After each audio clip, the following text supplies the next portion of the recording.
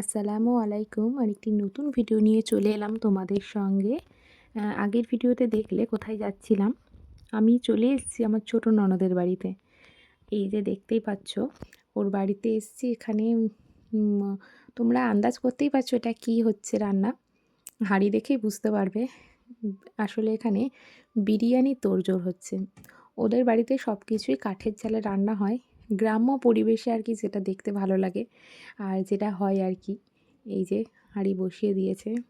তো রান্নাটা ওনার শাশুড়িমাই করেছিল আর বিরিয়ানিটাকে মিশিয়েছিলাম আমি আর আমার ননদ মিলে। তো দেখো কত লোভনীয় লাগছে দেখতে বিরিয়ানিটা। তো এখানে সব কিছু রেডি করে দিয়েছিল, আমি আর আমার ননদ মিলে এটাকে মিশিয়ে তারপর ওটাকে দমে দিয়েছিলাম। অনেক দিন বাদে গিয়েছি। তো খুব আনন্দ হয়েছে, মজা হয়েছে। বাচ্চারাও খুব মজা করছিল। বিরিয়ানিটা দেখো পুরো একদম দোকানের স্টাইলে লাগছে। আর আমাকে দিয়েছিল চাটনি করার জন্য। চাটনির দায়িত্বটা দিয়েছিল, তো আমি এখানে চাটনিটা রেডি করেছি। খুব টেস্টি হয়েছিল চাটনিটা খেতে।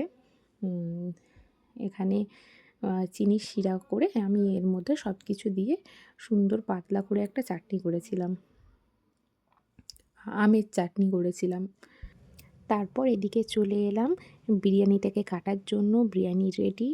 তো খুব সুন্দর সুগন্ধ বেরাচ্ছিল বিরিয়ানি থেকে। দেখতেই পাচ্ছ কত সুন্দর এসছে কালারটা। টেস্টটাও খুব ভালো হয়েছিল। সঙ্গে ছিল চিকেন কষা, স্যালাড, চাটনি, পাঁপড় সব কিছুই ছিল।